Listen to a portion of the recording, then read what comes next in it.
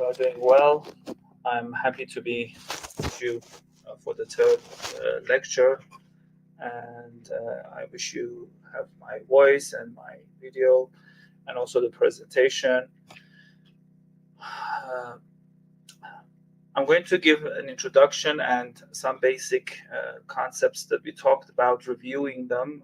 So we're going to have a review on our basic concepts, so that if we have other friends participating, we could have them further on. But here on, I'm going to review and summarize what I presented in the first two sessions, and then go inside the topic of creativity in Islamic art, which I'm going to focus on Asmāʼ al-Ḥusnā and how they could be a method for defining and justifying creativity in Islamic art.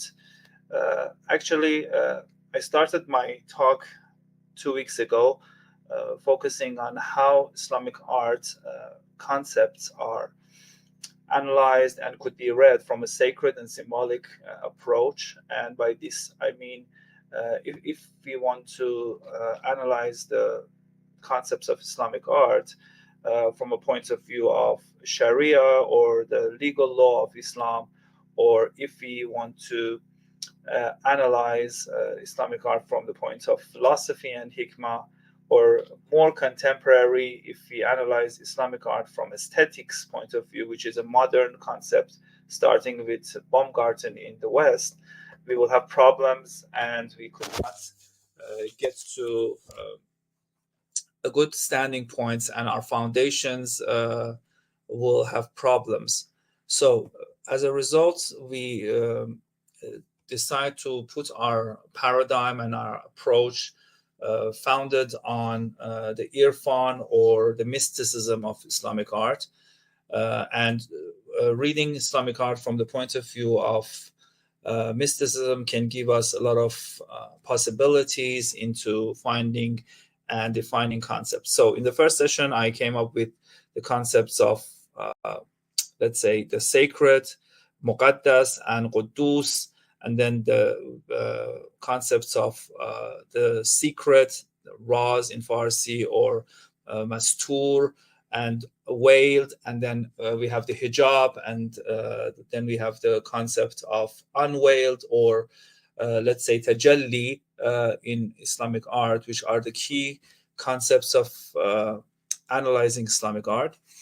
And then there are some symbols and some codes set in the Islamic art for making it more complicated, because we believe that the universe is complicated and it has layers and floors, just as the paradise and the heaven, the Jannah, and all the cosmology of Islamic ideology and understanding is based on symbols and let's say numerals, and they are all coded. So decoding these needs a science, which I believe in Islamic art, our irfan or the mysticism could be the best way to come up with this. In this session, we are going to focus on creativity in Islamic art and see how Islamic artists, Iranian, Arab, Indonesian, Indian, and artists from other parts of the world who work with Islamic art define their creativity, and how this creativity is different from what creativity means in the West, let's say. Because Islamic culture is a unified and, let's say,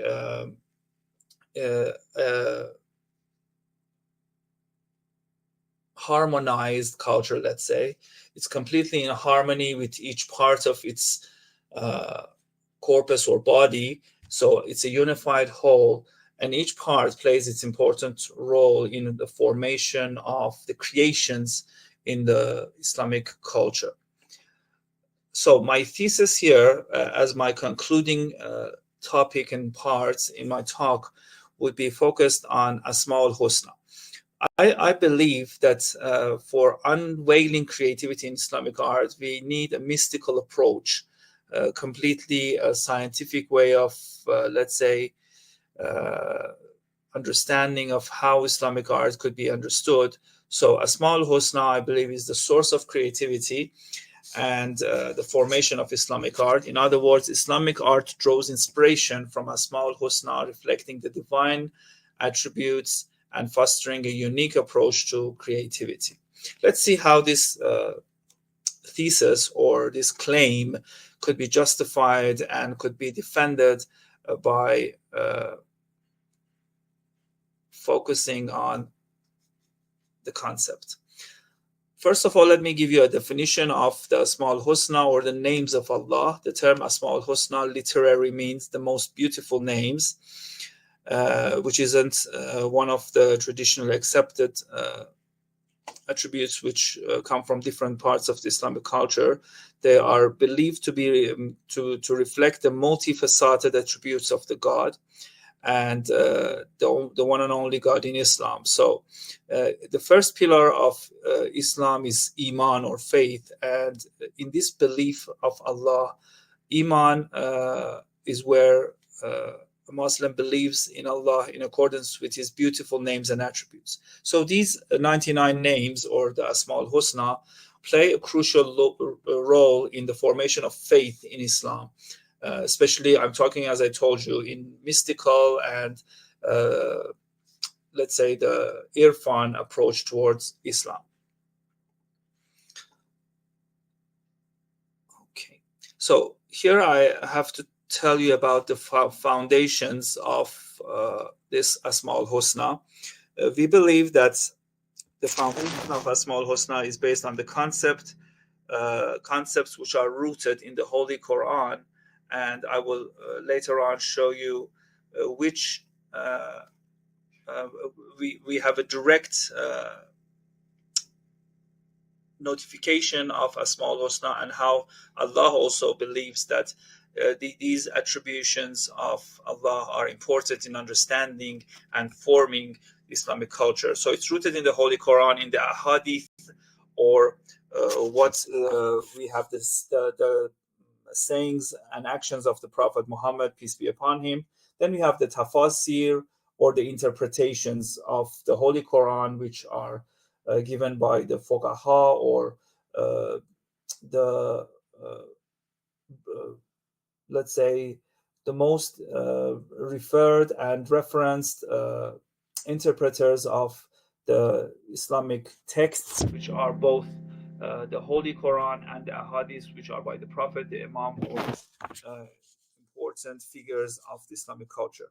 And then we have the texts of the Sufis and mystics, which also include the poetry, include the mystical, let's say, writings, stories, and even fables we have, which form the context of Islamic mysticism.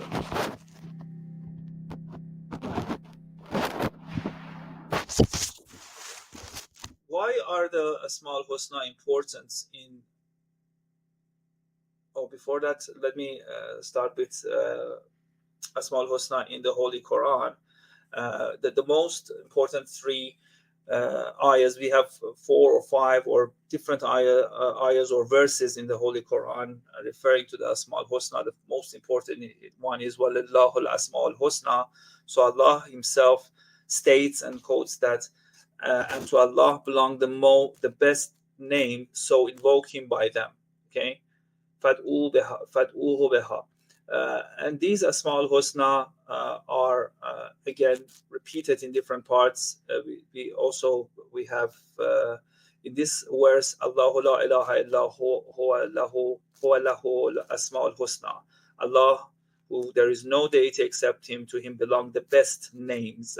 Here, it's interesting that husn, as I talked about in the previous sessions, means beautiful. So instead of best names, we could say the most beautiful names. And also we have Wallahu al-Khaliq wal-Bari wal-Musawwir lahu al-Asmāʼ al-Ḥusnā. He is Allah, the creator, the inventor, the fashioner. To him belong the best or the most beautiful names.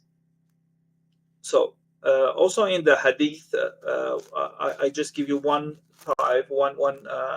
fact that it's a hadith narrated by Abu Huraira in Sahih al-Bukhari. We have this hadith in the al-Sunnah's book, which says Allah, the Messenger, said Allah has 99 names. The Prophet Muhammad said that Allah has 99 names, 100 less one, and he who memorized them all by heart will enter paradise. This is very interesting, that whoever learns them by heart means becomes a practitioner. Here, by memorizing them by heart does not mean he can remember just. It means that his deeds, his belief, his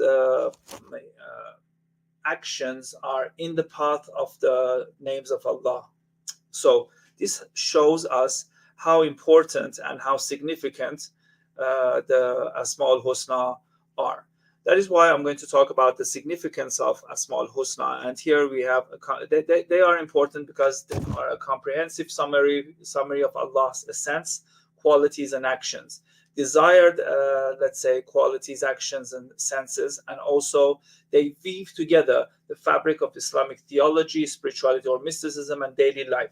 The one who is a true believer for sure will be interested in knowing or having indexes in his life of, okay, how let's say, what is the ideal power of a human being.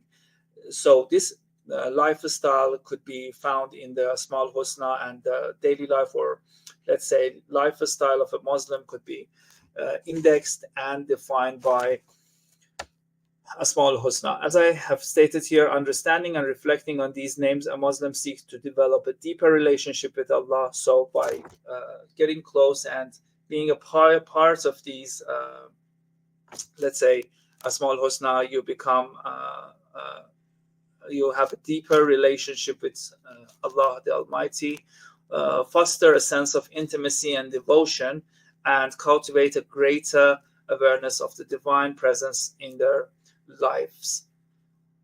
Sufism and Asmāʼ al-Ḥusnā are very much intertwined, and they are very much unified. So if a person wants to understand Sufism, mysticism, and symbolism of Islamic art, he or she should understand the relationship between Sufism and Asmāʼ al-Ḥusnā. In Sufism, the Asmāʼ al-Ḥusnā are not only considered the means of understanding Allah's nature, so it's not just a science. We don't use Asmāʼ al-Ḥusnā as a science of, okay, I want to understand Allah, so let's see what he means by al-Qadir, al-Khaliq, al-Bari, al-Musawwir, and so on. As I have stated here, Sufi mystics such as Ibn Arabi, Ghazali, Rumi, and many others that I'm going to state one or two here in my presentation, have written extensively, have written a lot of texts and treatises on the Asmāʼ al-Ḥusnā, exploring their symbolic and spiritual dimensions. So Asmāʼ al-Ḥusnā have two dimensions, the symbolic features and the spiritual dimensions, which can give us a sense of the meaning that they contribute on and make in Islamic culture.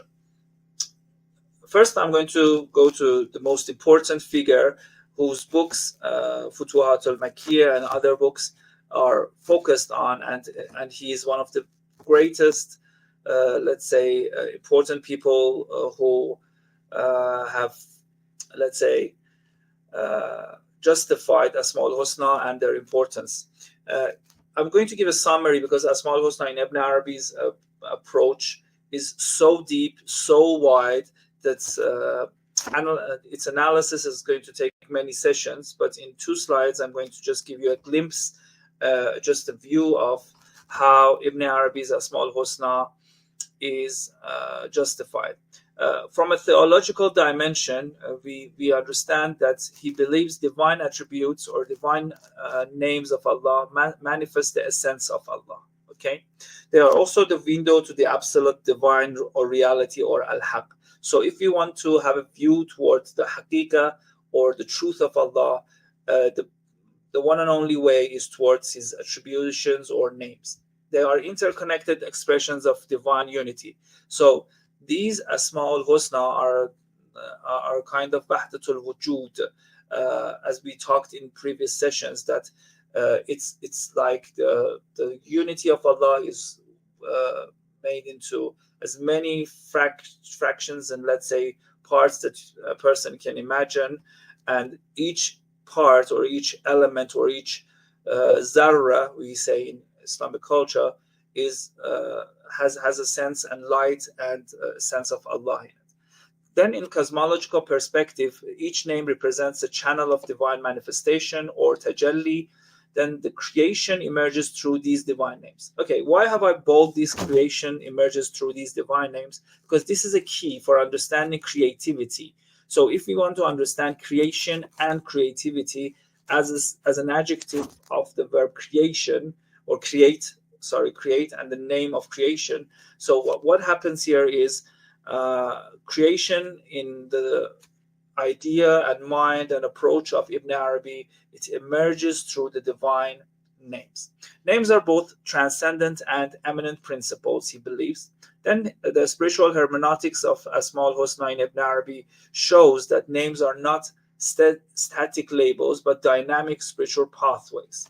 Each name offers a unique approach to divine knowledge, and they are a contemplation. The contemplation of names leads us to spiritual transformation. As I will get on with this, a person who contemplates, who understands and tries to make these names as a part of his actions and deeds, he starts a spiritual transformation, trying to see a new life, a new world. The ones that I referred in the previous session, the Asfar al-Arba'a, or the 4 journeys, the one and only way is through the Asmāʼ al-Ḥusnā. Okay, then we have the mystical understanding of Asmāʼ al-Ḥusnā in Ibn Arabi. It means that the names reveals Allah's self-disclosure or tajalli that I talked about before.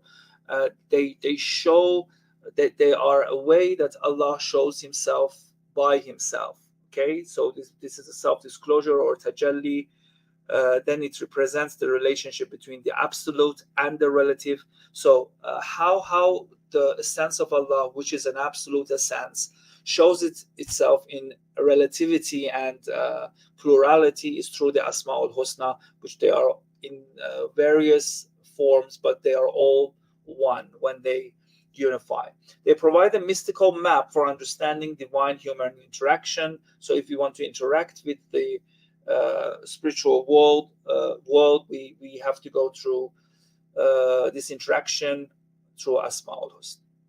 The key principles here are: the unity of names reflect the unity of divine essence. Names are stimulously one and multiple, as I told you before, and they serve as bridges between divine mystery and human comprehension. So each name, or esm, let's say here, is a kind of bridge towards the understanding of Allah. And now we are going to see how it forms creativity in Islamic art and Islamic mysticism.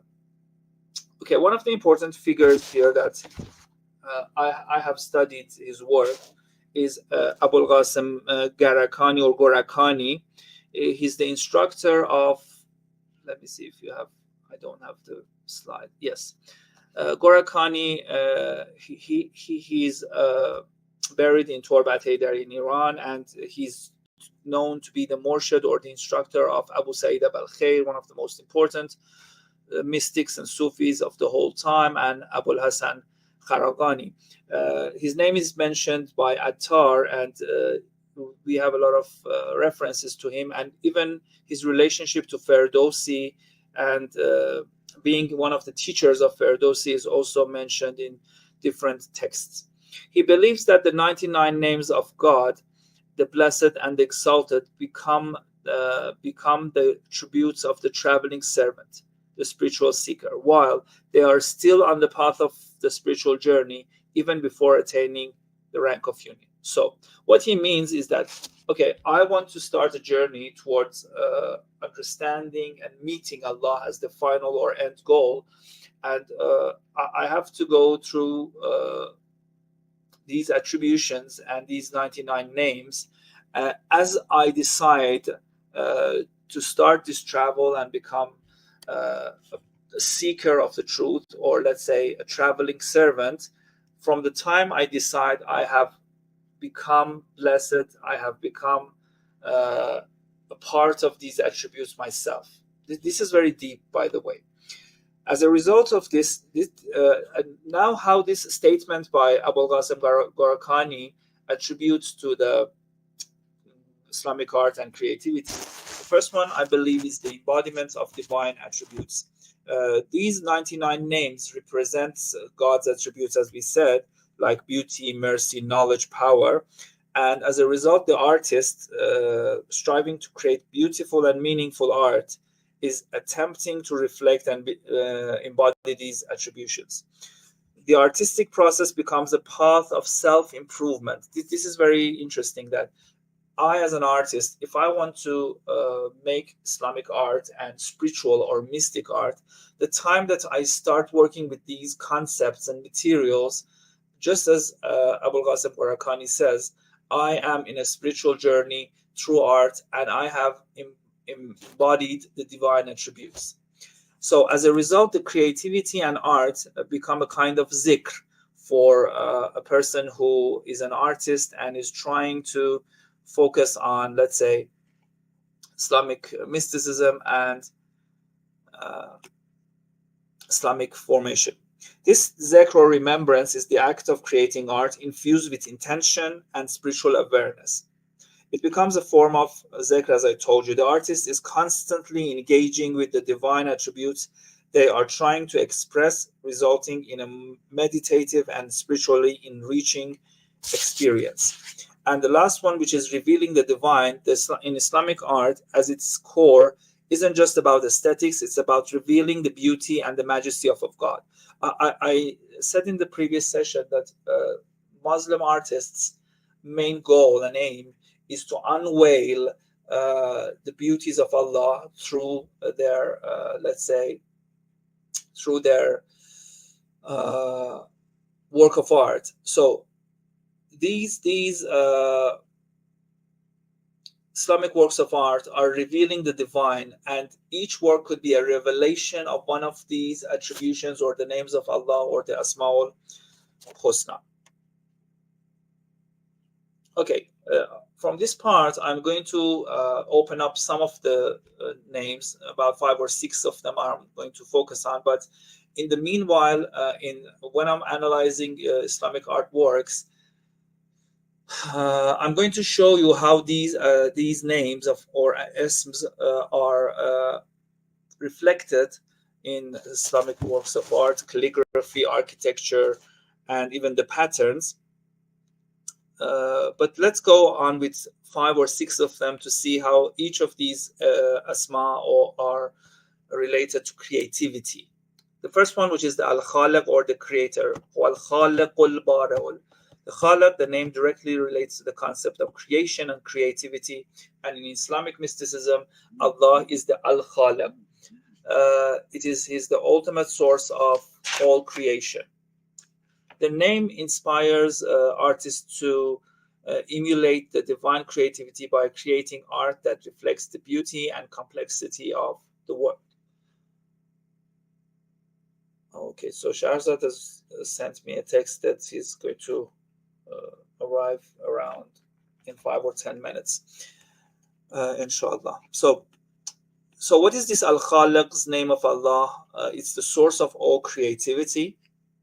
Al-Khaliq is understood not just as the creator of the universe, but as the ultimate source of all creative power. So as Allah is the creator, all what is created and the creativity in the whole universe is stemming from the source of Allah, which is the main, let's say, energy supporter or the main originator of creativity.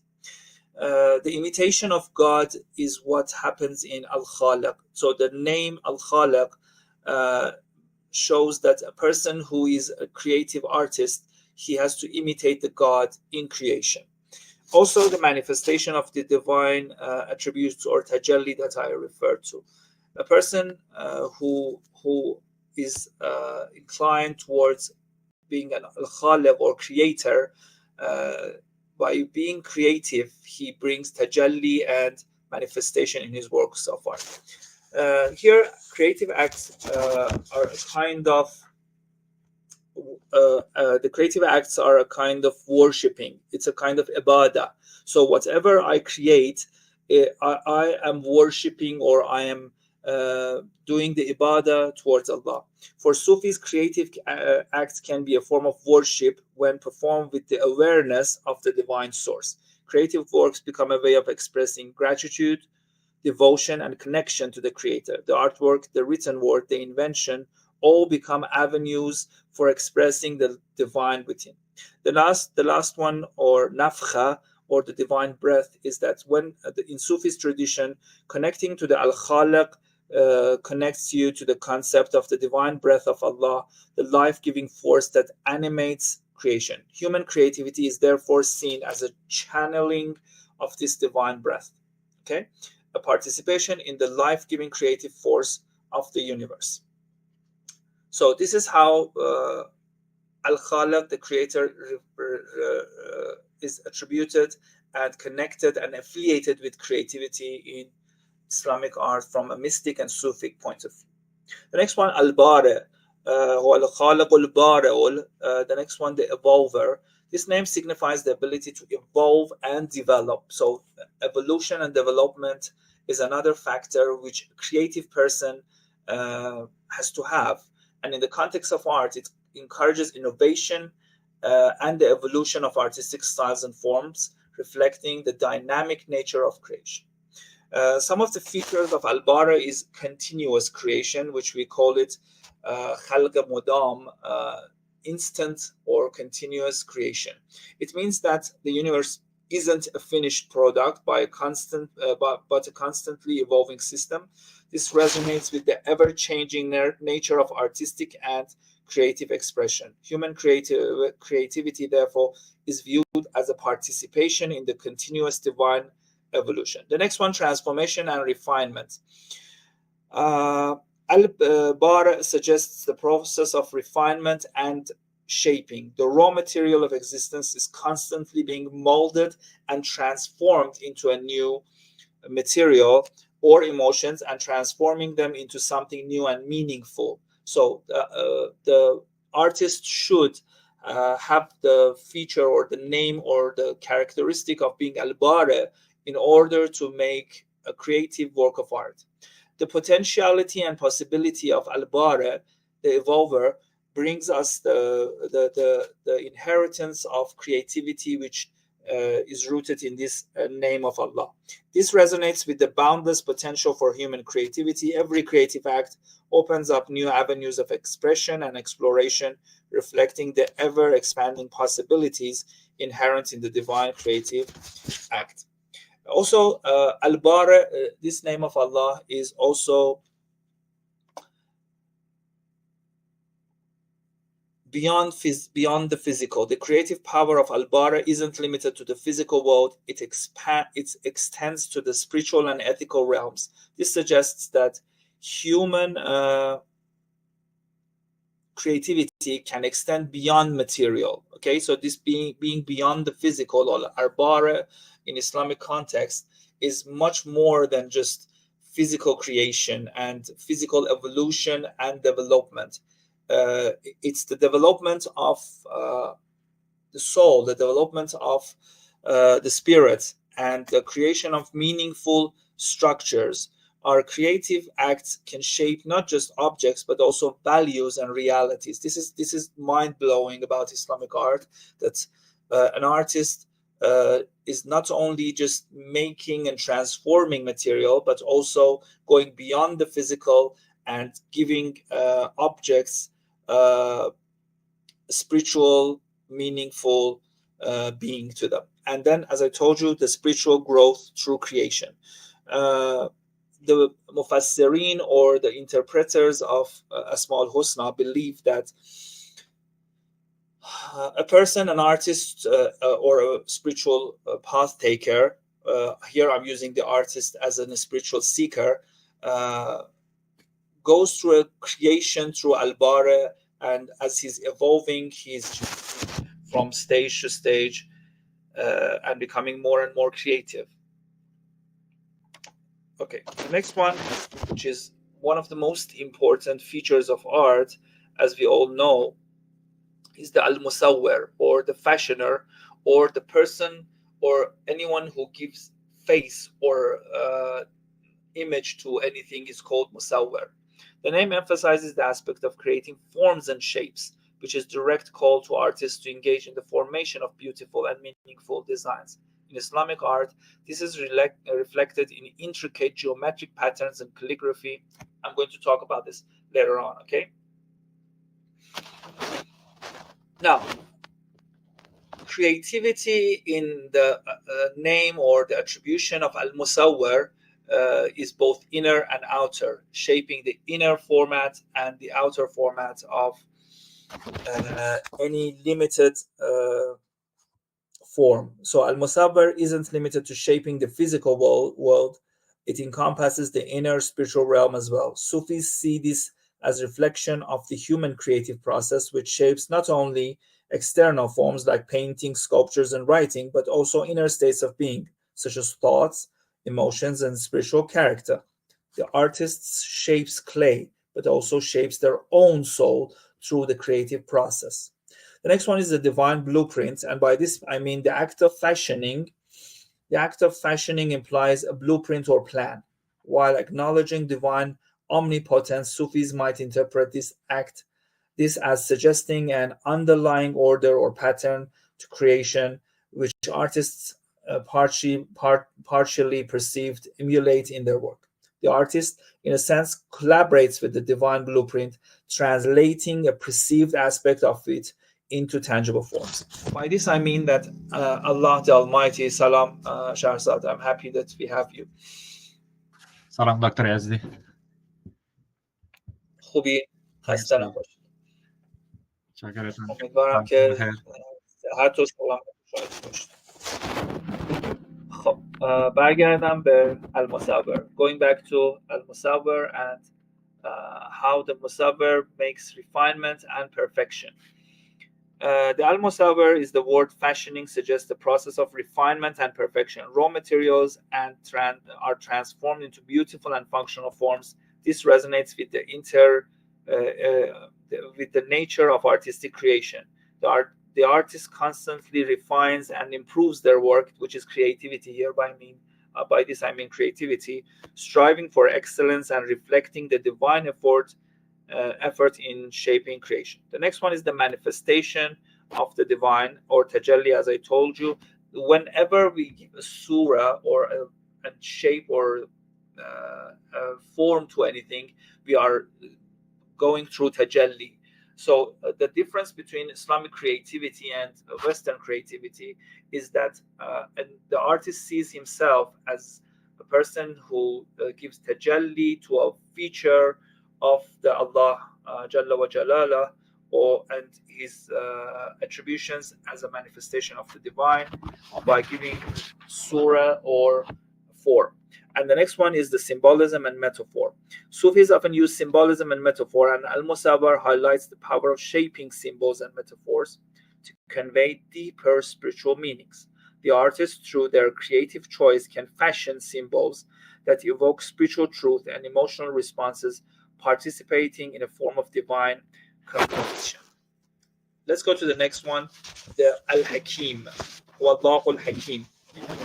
Al-Hakim, or the wise, shows that wisdom is integral to the process of creation, guiding artists to create works that are not only aesthetically pleasing, but are also meaningful and insightful. So the Sufis' understanding of Al-Hakim, or the wise, within the Asmāʼ al-Ḥusnā impacts the interpretation of creativity and Islamic art.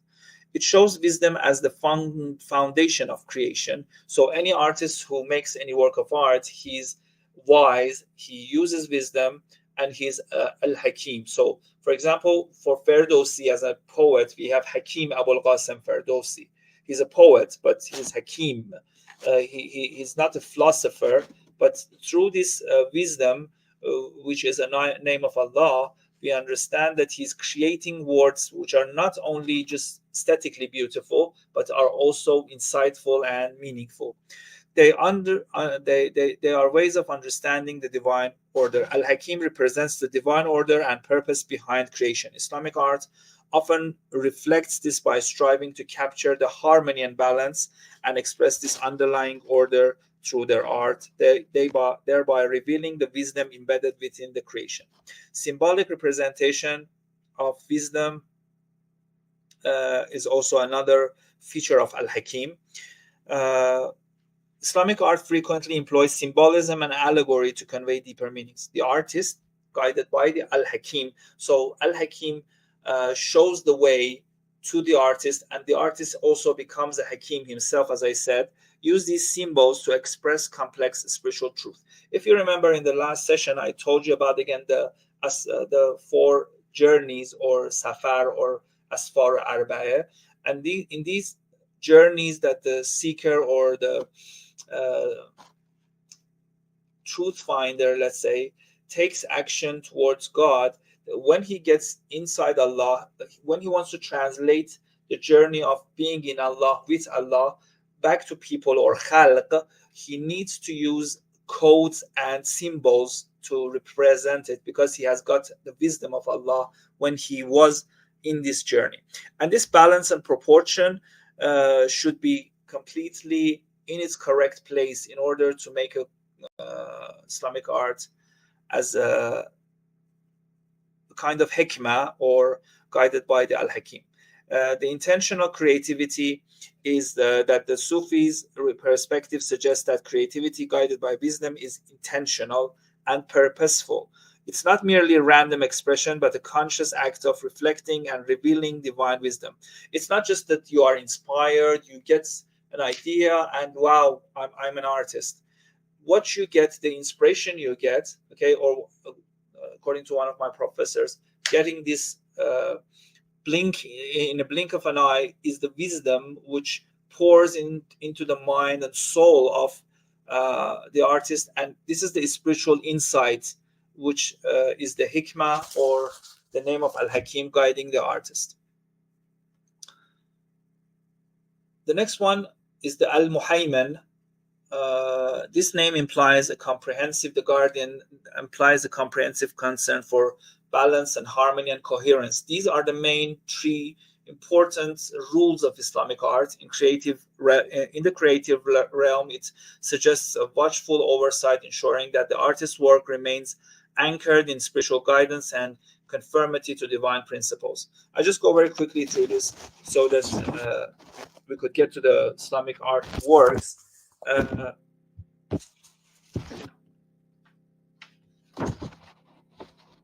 Okay. In the Al-Muhayman, we have the divine oversight of the creative process. Allah, and through his attributions, he makes the process a creative one through a divine, let's say, breath, through a divine spiritual formation of a atmosphere for the artist to get into this divine process and make creativity. He is protected and guided by Allah himself. Okay, so if Allah is Al-Muhayman, he's the guardian, he protects the purity, creativity, and beauty of the work of a Muslim artist. Okay, this is what the Sufis believe here, and how they make this, let's say, work of art is very, very much related to how Allah is forming the work of art, because the artist believes in Islamic culture that I am a person who is revealing, I am the one who is musawwir and doing the tajalli, so I am protected and guided by Allah himself. The next one, preservation of tradition and innovation. By this, I mean the concept of guardianship extends to the preservation of artistic traditions and the encouragement of innovative expression within those established boundaries. The artist is seen as a custodian of rich culture. I, as a Muslim artist, okay, have to preserve the traditions. I am not allowed to break the rules of Allah, because these are the rules of the universe, the cosmos. This is the base of the microcosm and microcosm, which is here. And as a result, the responsibility and accountability of the artist is very, very much accounted and credited here. And the last one, which is artistic integrity. By this, I mean the concept of al-Muhaymin emphasizes artistic integrity. The artist, guided by divine guardianship, is motivated to create work that is honest, authentic, and reflective of their deeper understandings of the world and their relationship with the divine. Okay, two most important names. These are not among the 99 names, but they are, as we said before, they are important names of Allah. Even in ahadith, we have them, the Jamil and the Jamal, the beautiful and the beauty. These attributions of Allah highlights the divine appreciation of beauty. Islamic art is deeply connected to this concept, striving to capture and reflect divine beauty through various art forms. By Jamil and Jamal, we believe that by through manifestation of the divine, or tajalli, again we have the Jamal, seeking the divine through beauty. This is very important. I talked about this in the previous sessions, that the pursuit of beauty in art becomes a spiritual quest. Artists strives to capture and express the divine beauty they perceive in the world, thereby drawing closer to the divine source. As I said, this artistic pursuit becomes a form of worshipping or ibadah. Beauty as a path to truth. Sufis often associate beauty with truth, okay, and it seems that Jamil and Jamal are just the truth. And also the inner and outer beauty are the concept of the beauty that extends beyond the physical. Sufis emphasize the importance of inner beauty, spiritual refinement, moral integrity, and the pure heart. Art becomes a medium to express both inner and outer beauty, reflecting the artist's spiritual states as well as their artistic skill. And then harmony and balance. By harmony and balance, we mean that the experience of beauty is often linked to harmony and balance. Sufi art frequently emphasizes symmetry, intricate patterns, and a sense of order, mirroring the perceived harmony. That is why I put the word Inna Allahu Jamila Yuhibbul Jamal in a mirror form to emphasize my talk. The creative act, therefore, involves striving to capture and express this cosmic order in aesthetic form. And then creative act as a reflection of the divine beauty. Every work of art, an act of art, is even seemingly small, is seen as a potential expression of divine beauty. Whether it's painting landscape, writing a poem, or composing music, the act itself, if undertaken with sincerity, participates in reflecting and spreading the beauty that emanates in the form of Jamal. I have written a part about the difference between Jamal and Jamil, but I think it's going to take time. I just mentioned that Jamil means the beautiful, which is often used as a more general sense, referring to inherent beauty found in God's creation and in God himself. It suggests a more directly perceivable, though still profoundly significant beauty. But al-Jamal, often used to emphasize the essence of beauty, a more abstract and transcendent concept. It points to the overwhelming, all-encompassing beauty of God that surpasses human understanding and earthly limitation. It highlights the beauty of God as the source and origin of all beauty in the universe.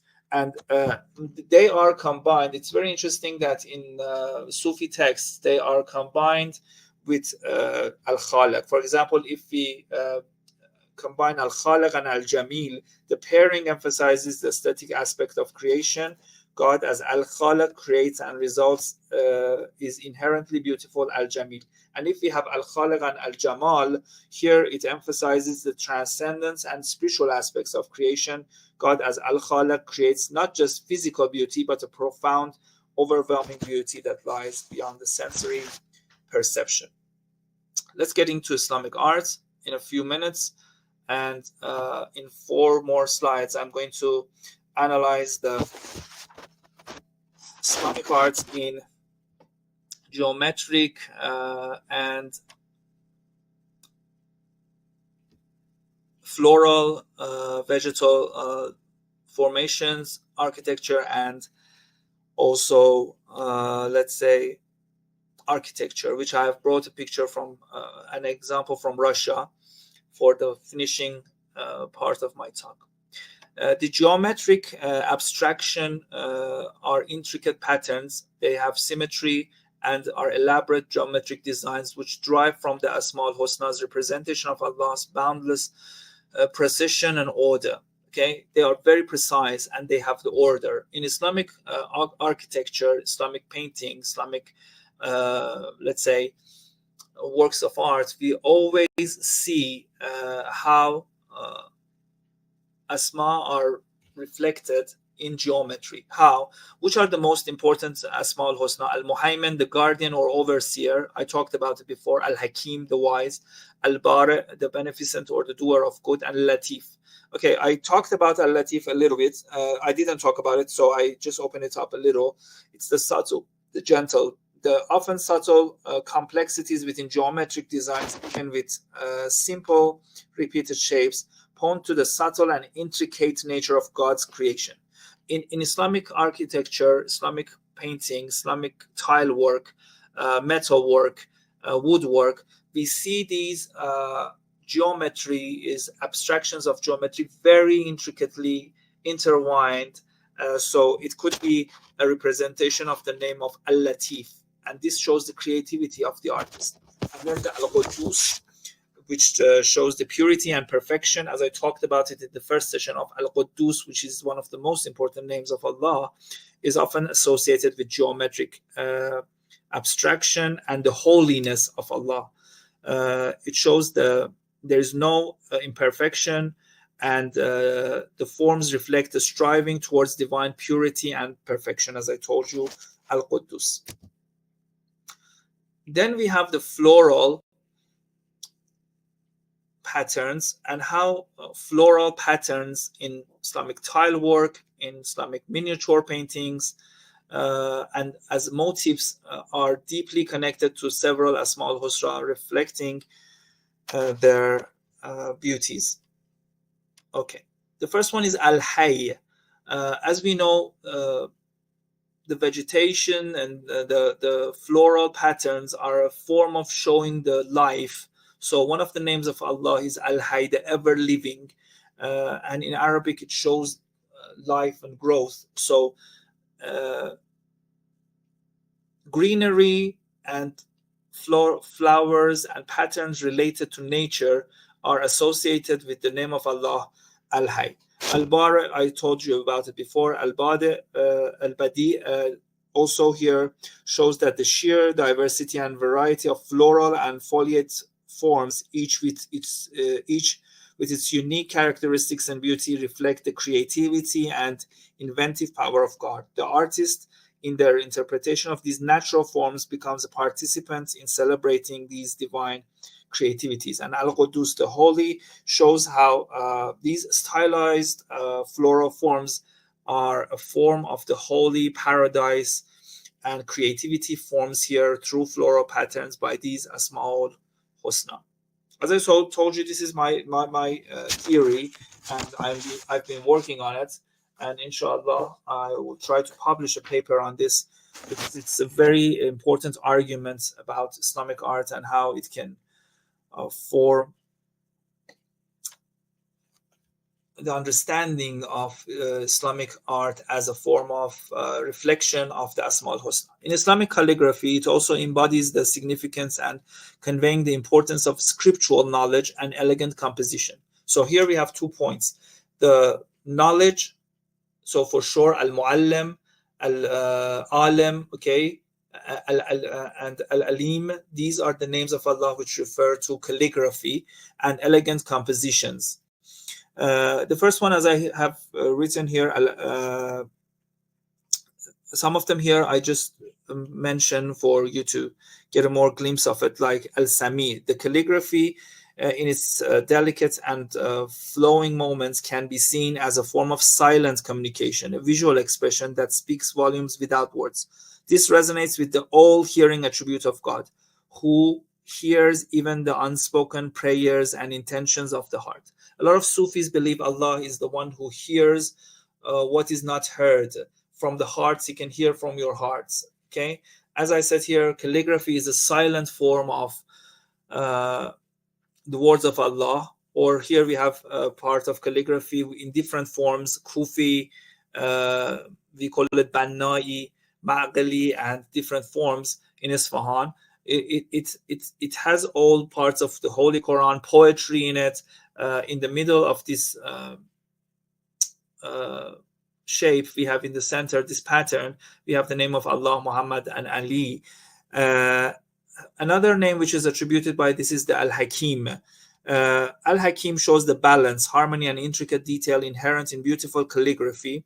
The careful choice of words, script, and composition all demonstrate the wisdom inherent in the art form. Al-Jabbar. Okay, how is Al-Jabbar, or let's say, I have put it out from here, but Al-Jabbar is also the compeller, or the irresistible, is also shows the power and majesty of some calligraphic styles, which are very strong and very, especially in Turkish soils, we have this.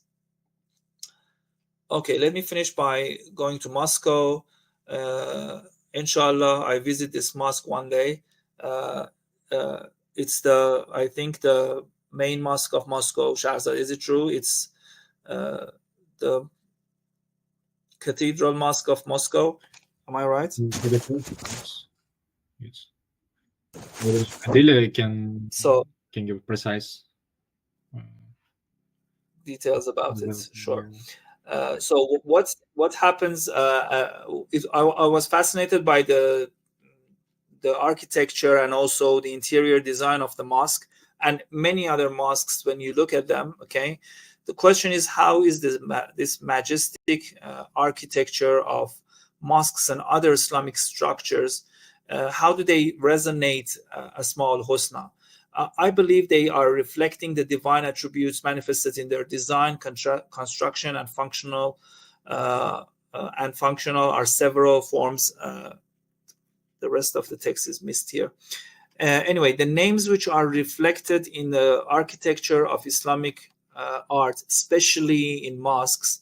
Okay, the first one is Al-Malik, Al-Malikul.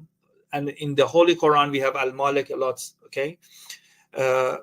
Allah is the grandeur, scale, and imposing nature of the essence of Allah. So the grandeur, scale, and imposing nature of many mosques reflect the majesty and sovereignty of God, Allah, Jalla wa Jalaluh. The structure itself serves as a powerful symbol of divine power and authority.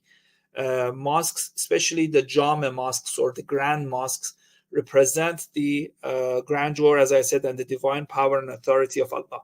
Also, it's a representation of Al-Alim, the all-knowing. It intricates the planning and the intricate planning and complex engineering behind the construction of a mosque reflect the divine knowledge and wisdom. The precision and detailed design showcase the depth of understanding required to create such magnificent structures. Al-Quddus, or the Holy. The purity and sanctity of a mosque's interior, often adorned with delicate and refined details, reflect the holiness of God. This space is designed to inspire awe, reverence, and the sense of sacred. Also, it's a symbol and formation and tajalli of Al-Muhaymin.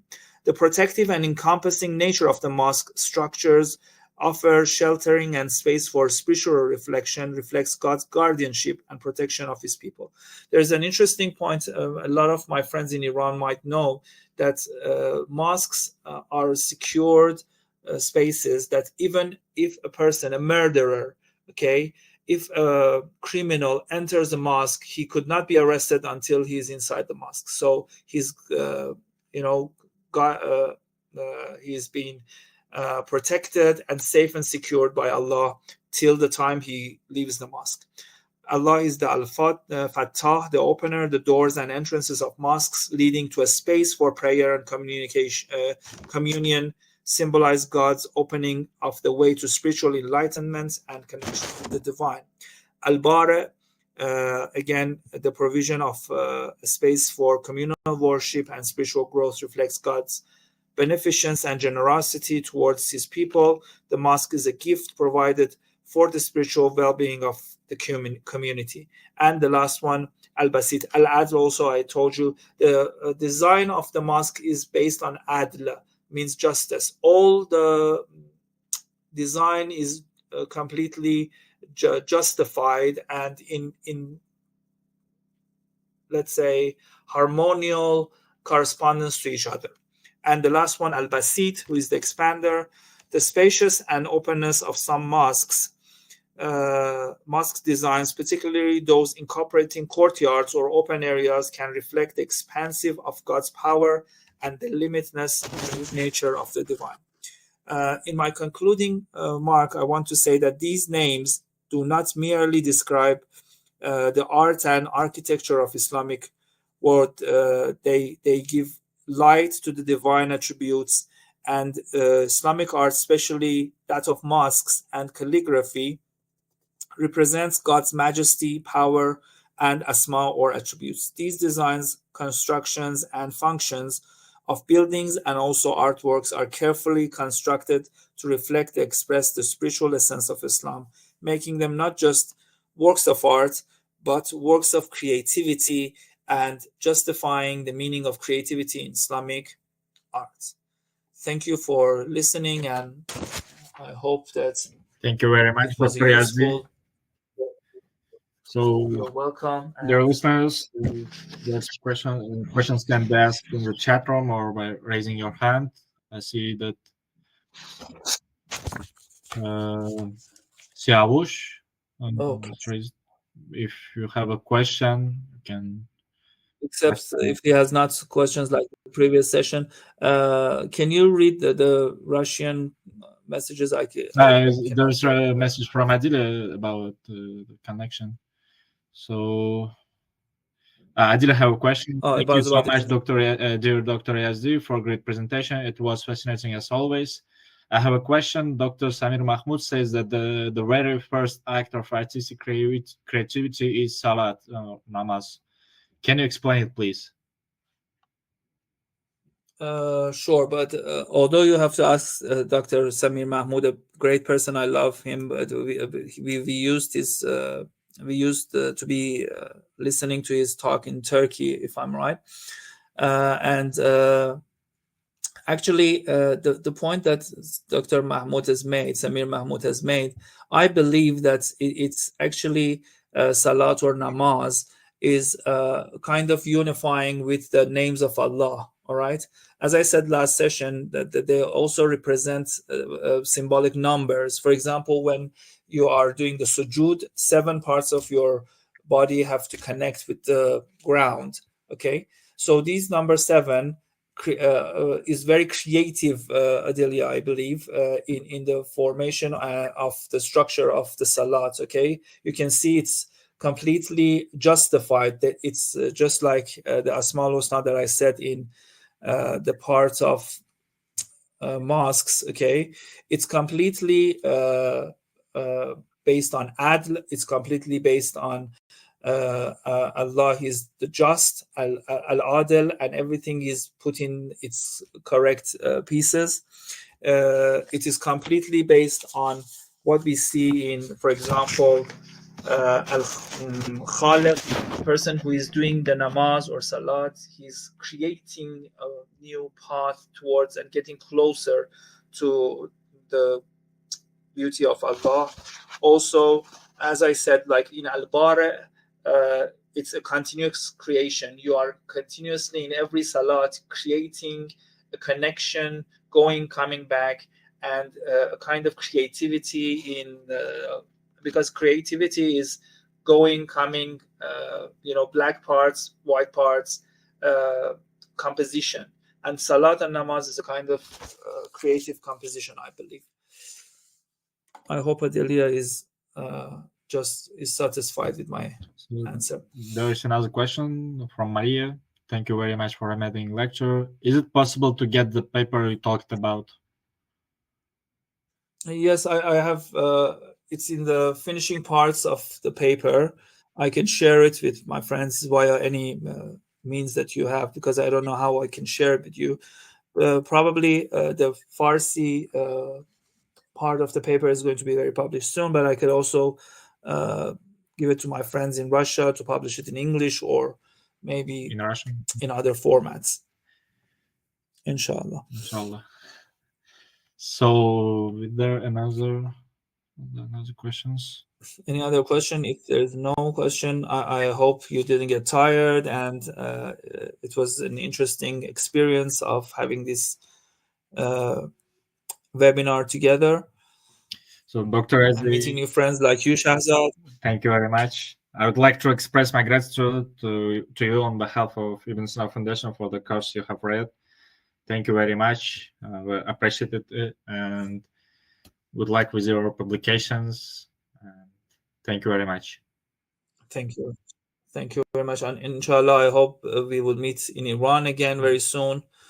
And we could have seminars instead of webinars and workshops together in Iran or in Russia. And these friendships become closer and closer.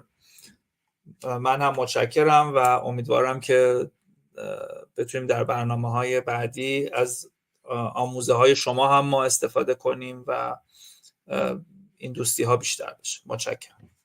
خیلی ممنون آقای یزدی. ممنون از شما و اگر سوالی نیست که من خداحافظی میکنم. خداحافظ، خدا نگهدار، زنده باشید.